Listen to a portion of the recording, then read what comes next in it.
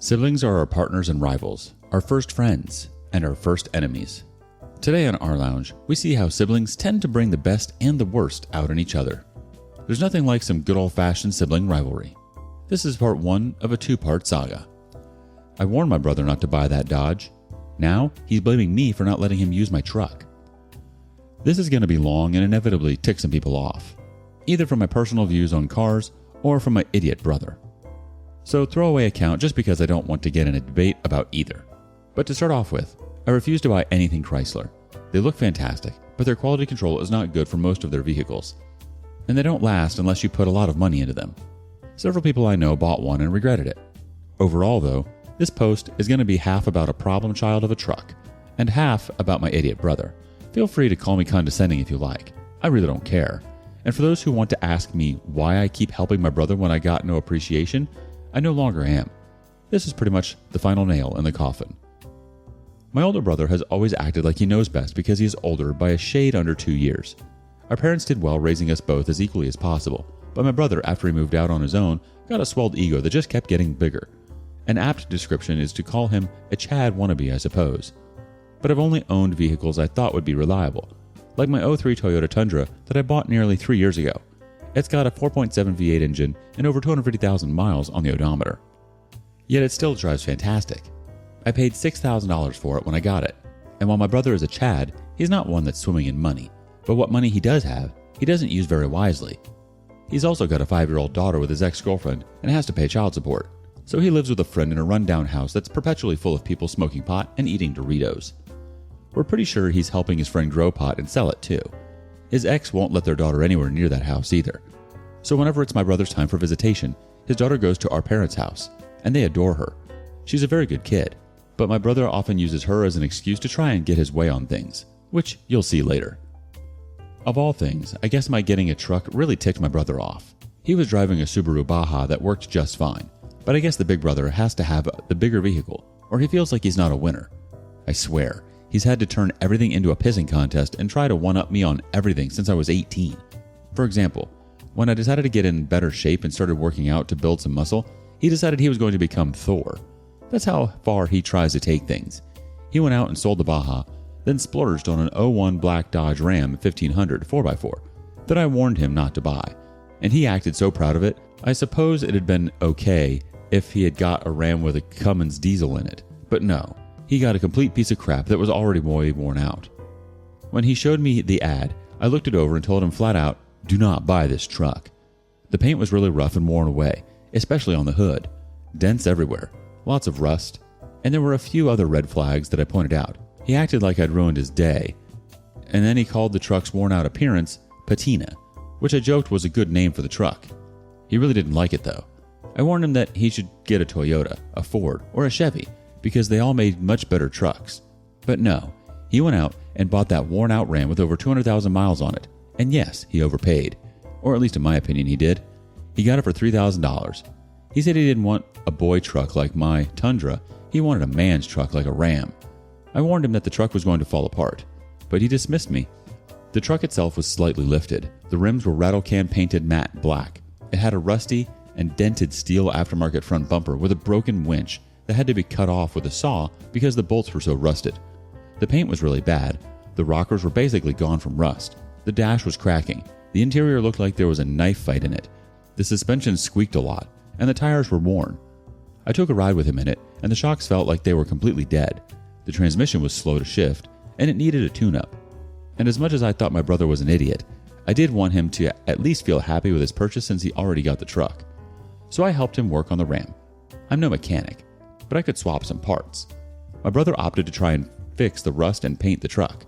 One of his friends who owed him a favor knows how to weld and has a shop we could use.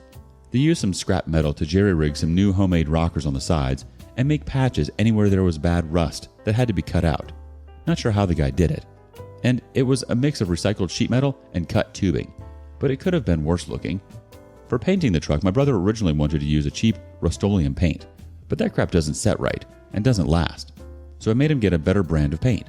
It was just some single-stage black paint primer in one. I painted practically that whole truck with a $20 Harbor Freight spray gun, and I'm not dissing on the spray gun. Dang thing actually worked pretty well. My brother and his friend handled sanding the frame and redoing the undercoating with spray paint. They had to weld a few rust patches in the frame as well. My brother put in some used aftermarket headlights he found online, which were cheap junk that I knew wouldn't stay looking nice for very long, but he refused to get OEM style ones. He fitted a junkyard cold air intake despite my protests, and went out of his way to install a CB radio that he never used, and he put on a bumper sticker that said Zombie Patrol. I had to convince him to replace the worn tires because the ones that were on it were not safe, but he acted like they were fine as is. They were in pretty bad shape, and to be frank, needed immediate replacement. He rolled his eyes at me about it, but ended up taking my advice when one of his friends, who's not a complete idiot, told him the same thing I did. Later, went with him to look at some used tires he found to buy that were stupidly cheap, but they were pretty old, dry cracked, and cupped all over. For those who don't know what that means, it's when tires get uneven wear up and down because of vibrations and wobbling the wheels, which is generally caused by bad bearings, old tire rods, loose ball joints, etc. I said that no mechanic in the right mind would mount those tires because it's a safety hazard, and told the seller that they were not safe to use or sell, and he'd be better off taking them to the dump. My brother was not happy with me over that, but he ended up buying used tires in much better shape from a local business that sold and mounted them. In order to make the Ram a little better, I put some Lucas stop slip in its transmission, ran 2 cans of sea foam through the gasoline, and 1 more can in the oil. Then I deep cleaned his interior, hand-stitched shut the cuts in the seats, flushed the radiator, and coated the entire inside of the bed with that special spray paint that's specially made for it. The truck actually looked good, but the engine sounded like crap till I sea foamed it. I warned my brother to go easy on it as I don't trust the engine or the transmission on Dodges at high miles. Of course, he didn't listen. First thing he wanted to do after getting the Ram's first oil change and tune-up was a drag race with my Tundra, and that old motor oil came out nasty. There was actually chunks of gunk that came out in it. The seafoam likely broke all that crud loose, and it came to rest in the oil pan. My brother actually had to take the oil pan off just to clean it all out. But after all that and a tune-up, the engine sounded a lot better. So I guess with the Ram running good, my brother felt like that meant his truck was now better than mine in every way, and he insisted we race. He had the 5-point Magnum V8, and I still beat him. And I mean, it wasn't even really a contest, and my truck is completely stock. And yes, he demanded a best 2 out of 3. I didn't even want to race to begin with, but did so one more time just to try and sate him. And I won again. But he still demanded another rematch and claimed he just needed to get the hang of the Ram. Well, I refused to race him again, so he started practicing racing down the strip repeatedly on his own with a friend timing him. I guess doing that had some bad effects on the engine because a few days later, the Ram started overheating. I looked at the coolant and saw bubbles popping up in the overflow while the engine was running. Yeah, he'd blown a head gasket from flooring the accelerator so much. At 200,000 plus miles on a Dodge engine, it wasn't a surprise to me. My brother was freaking out about it because the truck was undrivable, and he didn't have the money to fix the engine because he spent everything he had on everything that had already been done. I suggested running some gasket sealer called Steel Seal in it because it worked for a friend. Well, to my surprise, that stuff actually worked, and the engine went back to running normally. But it developed a tick later that got a bit worse with time. My brother drove that truck everywhere, and because he has some stupid need to compete with me, he decided to go camping last summer at the same time and place as me. I have an old camper trailer that a friend sold to me for $500 and I fixed up.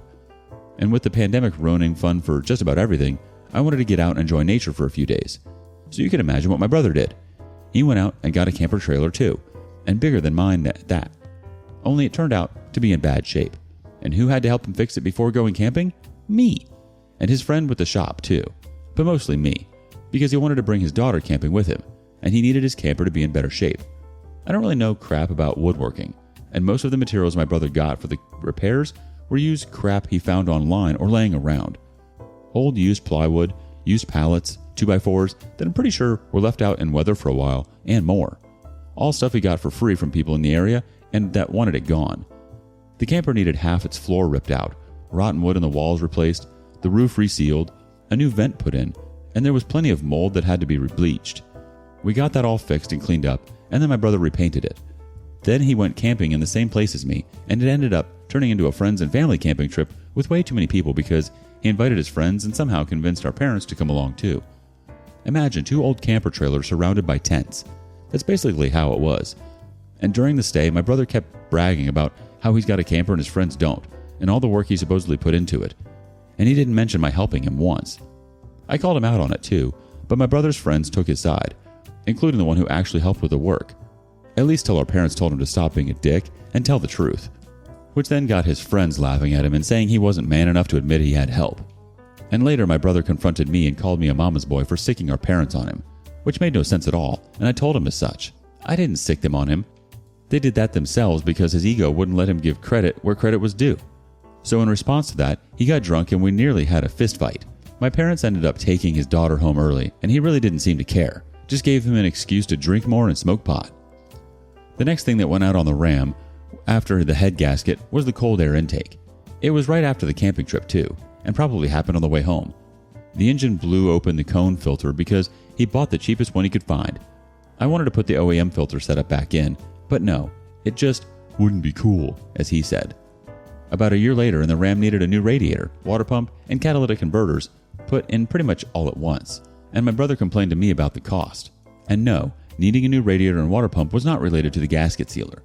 The mechanic said they were on their last legs for some time already. The dash was also cracking and falling apart so bad that after a while, it was practically made of JB Weld and duct tape covered with spray paint. The used aftermarket headlights he was so proud of putting in went foggy as well. He also broke a U-joint in his drive shaft, and not from rough driving either. The U-joint broke at a red light in the middle of town. And then after all of that, his rear bumper got yanked off, and he wouldn't tell any of us how it happened. But I found out from one of his friends. He got drunk and thought it would be funny to prank someone by chaining their rear bumper to a post. They figured out what he did and moved the chain to his rear bumper instead. He was really drunk and gassed it hard enough that the rear bumper came right off. He couldn't report it to police or insurance, or he'd have gotten a DUI. I got a look at the damage, and the bumper was pretty much unusable, and the mounts were sheared. My brother and his friend with a shop found a replacement aftermarket steel bumper that was off of a junked truck and welded it on. Not sure if it was from another Ram, or if they just got any old steel bumper and made it fit. They had to fix some dents in it with a hammer and a blowtorch, then rattle can painted it black. My brother refused to say how much the whole mess cost him, but I suppose that some good came of it. He avoided driving drunk since then, and before anyone chastises me over not doing anything about it, I was dang close to anonymously telling the local police he was drinking and driving. And then after all of that, it finally happened. I kid you not, a week before my brother's 30th birthday, he blew out his transmission, just got in his truck and tried to go to work when the transmission jerked and made a loud noise, then started leaking fluid and died. I told him to just cut his losses on the truck, but he insisted he could fix it.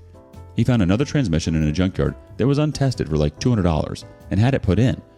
It shifted a little rough, even after the fluid change, so I put Lucas in it for him and it seemed to make it better.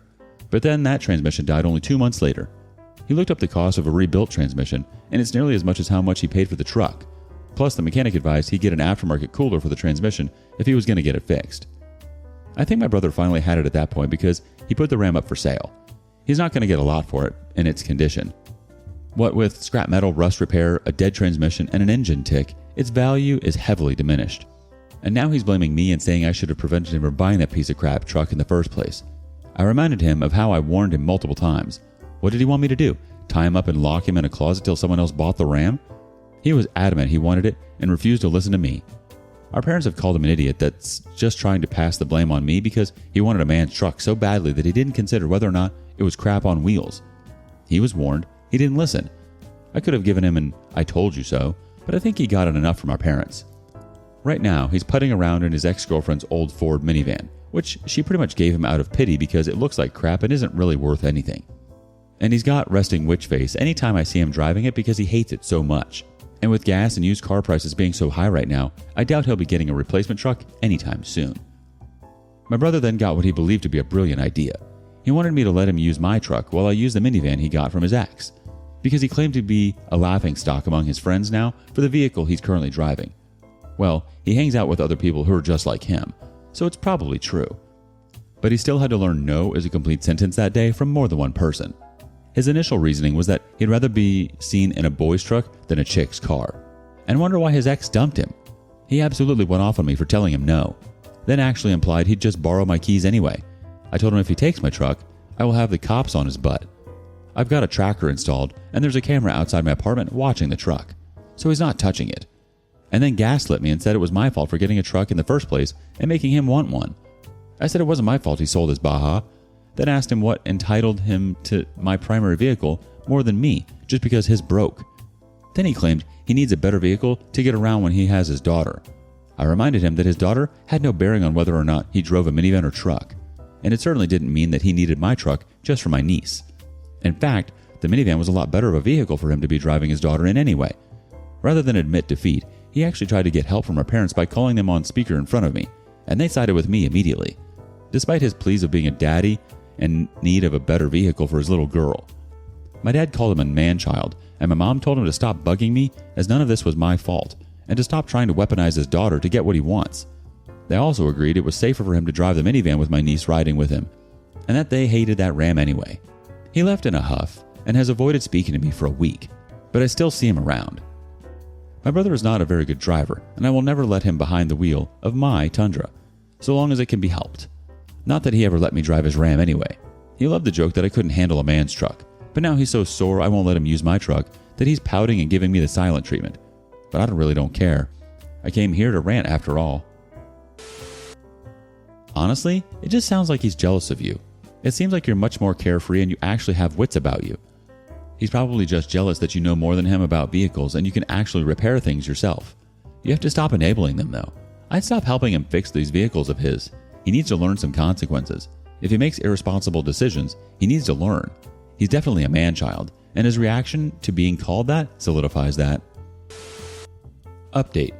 Brother wants to LS swap his 01 Dodge Ram, and he's upset neither I nor my parents will lend him money he'd never want to pay back. I was supposed to be done posting here, but I guess I'm not. In my last post, I told a very long story about my brother and his insistence on buying a piece of crap Dodge Ram that I helped him fix up because I was too nice to say no. A lot went wrong with that truck, from a blown head gasket to the transmission dying, getting replaced, and then dying again, and he finally admitted the Ram was a lost cause. But it wasn't a surprise from me that he changed his mind. He didn't get any offers for the truck, mainly because he was trying to ask way more than it's worth. And you can only get so much money out of a polished turd. Since then, it's just been sitting in the front yard of the house of potheads my brother rented half a room in. Though actually, he's recently moved into that camper he bought and I helped him fix because the owner of the house added another tenant. So he gave up his space to live in the camper since it's parked alongside the house and he no longer has to share our room. Gives him more privacy, I suppose. Not sure if I'd trade my apartment for a camper though. Not unless I had to anyway. My brother supposedly gave up on the Ram, but he changed his mind when a friend of his told them they know a guy that offered to LS swap the Ram for him. Now I'm not the most knowledgeable person, but aren't LS's small block V8s? The Ram has a big block 5.7 Magnum. Quite a size difference between the two. Then again, I don't really know if the 5.7 qualifies as a big block either. And I suppose it's not the size of the engine, but the power. And my brother has his eyes set on an LS V8 engine in the junkyard. Out of what vehicle, I don't know, but it's apparently a working engine complete with a transmission and cooling system parts. And they want $1,000 for all of it. My brother wants to put that engine and transmission in his Ram, but he doesn't have the money. The guy who does LS swaps has offered to put the engine in for him for $2,000 if he does most of the teardown of the engine bay and gets the old engine and transmission out, as well as all of the needed parts ready. So now my brother has been going around asking friends and family to borrow $3,000, and no one will lend him the money, especially not me or my parents. I have the money, but I learned long ago not to ever lend my brother anything because he refuses to pay it back unless you make him. And even then, he tries to act like he doesn't remember owing anyone anything. He previously owed me $2,000 already, until I made him pay most of that back a year ago. He still owes me $400 of it, and I kept records because I frankly don't trust him. Our parents are not in a position to lend my brother money, even if they wanted to. My dad is retired with a bad back and knee and waiting on approval for government benefits, and my mom still works and is the primary bread earner for the house right now. My brother went to them begging, and they told him no, and he really made a fuss when they did. Soon after my brother left their house, I got a call from my parents telling me my brother was likely headed to see me next because they refused to lend him money. They said that he tried to use his daughter as an excuse again, and that he hates driving a minivan that he refers to as a chick car. He wants his truck back, and he figures if he puts GM parts in it, then it'll be hunky-dory. Yeah, I helped him with that truck so much, but the lack of appreciation for my help and his taking credit for the work I did, especially when I worked on a camper for him and he claimed he did all the work on it to his friends during the camping trip. Then turned his aggression on me when our parents told him to stop lying in front of everyone. My parents warned me that bro was likely on his way to see me next. And sure enough, a few minutes later, I saw his van pull in. He got out and then did some sort of walk around my Tundra. Twice. Yeah, he's clearly still mad I have a working truck and he doesn't. In my previous post, I talked about how he actually wanted me to trade vehicles of the minivan for my Tundra when his Ram died, and then threw a tantrum when I refused. Not only is that not a fair trade, but he acted like it was the most brilliant idea ever when he suggested it. Then practically had a meltdown when I told him his idea sucked. So until coming to my door to beg for money, he's not spoken to me in weeks. I opened the door and confronted him before he even knocked, and just so he wouldn't know our parents warned me, I asked him what he wanted. He beat around the bush, then gave me his whole crocodile tears sob story of needing the $3,000 for the LS swap. I swear, he worded it like I'd be giving money to orphans in need. I mean, he even did the bit with cupping his hands together. Just how much of a sap did he think I was? I told him to stop begging and reminded him of the money he's already owed me for years now, which he conveniently didn't remember, till I went into my closet and pulled out all of the old IOUs he signed, and the total of all those loans I had written down, as well as a dated record of every payment he'd made with a signature on each one, and the total of how much he still owes. There's no way he could forget how I made him sign that sheet every time he made a payment, and I stated as such. Then said I could never trust him to pay back anything, and could file to sue him tomorrow for what he still owes me if I wanted to. He was not happy and called me a douche. Then he complained that all he wanted before was for me to lend him my truck so he won't look pathetic. I told him he looked pathetic regardless of what he was driving, and I'll never let him borrow my truck, nor would I argue about it again. He got mad and said I sucked because I couldn't just give him a little help when he needed a leg up. I laughed when he said, "A little?" and yelled at him that I helped him a lot, and then listed off all of the things I could remember doing for him for the past 2 years. And he was never appreciative, took credit for stuff I did, and hardly ever gave me a thank you. He took advantage of my kindness and bled it dry, but now I'm fresh out. Then I told him he's the real douche, and I'm never lending to him again. Then told him to get out and not come back till he was ready to apologize to me. He left without another word. When I watched him from the window, he started kicking one of the tires on his van as hard as he could, till I think he hurt his foot, because he fell on his butt and then flipped me off when he noticed I was watching. He practically crawled into the van and drove off. A mutual friend has told me he's depressed now, but is going around and looking for ways to make extra money with odd jobs. Nothing wrong with honest work, but I also hear he's still begging for donations. The mutual friend even texted me a picture of a coffee can with "truck fund" written on it that my brother has been carrying around. I'm not putting any money into that can, that's for sure. I still think my brother should sell the Ram and cut his losses, but if he wants to put an LS engine in it just to keep it, then fine. I want nothing to do with it. I've had it with that truck and his attitude. I'm not going to help him with anything anymore till he decides to pull his head out of his butt. And it's deep up there too. Like, loves the smell of his own stank deep. Let's check in with the community and see what they think. Nana Boehm says, I had a younger brother like this. He lived with my mom and spoke to her terrible. He was 5 years younger than me. My mother moved and left him in the house to another state. He finally called me when he had no food. I told him I have 2 little kids and divorced. I am not taking care of a grown frickin' man. I gave him 30 days to get a job and save his checks for a place he found a girlfriend and screwed around with her instead at her house. At 30 days, I locked the deadbolt and he slept on the porch for 2 days. I walked right past him. On the 3rd day, he told me he learned his lesson. I told him he had 1 week to get a job or he was out for good. He walked to a sawmill and got a job. He walked every day. He did not have a driver's license. He just never got one. He stayed holed up in his room at mom's. I gave him $20 out of his check and held the rest. Once he had enough, we found an apartment he could afford, and I helped him from yard sales get what he needed to start out. No one helped me. I did everything myself. He never lived with anyone else but his wife and kids. Never went without a job, worked up to manager at the mill, and he died 2 years ago from a stroke during COVID, and I did not even get to tell him goodbye. But I made a man out of him. All you do is help this guy. He sounds pathetic. He lacks some serious maturity. Don't give him the money, and don't give in to helping him. He needs to work hard for the things he gets. Maybe that might help him respect himself and things more. Update. My brother sold his Dodge, blamed me for it yet again. Again, I'm back here to post. A fair bit has happened in the past weeks, so I'll split it into 2 posts. As many readers know from my previous post, my brother wanted to do some sort of LS swap on his 01 Dodge Ram 1500 after he blew up his transmission twice, but that pretty obviously fell through. He couldn't get the money together fast enough, and the LS engine and transmission he had his eye on for the project sold before long at all.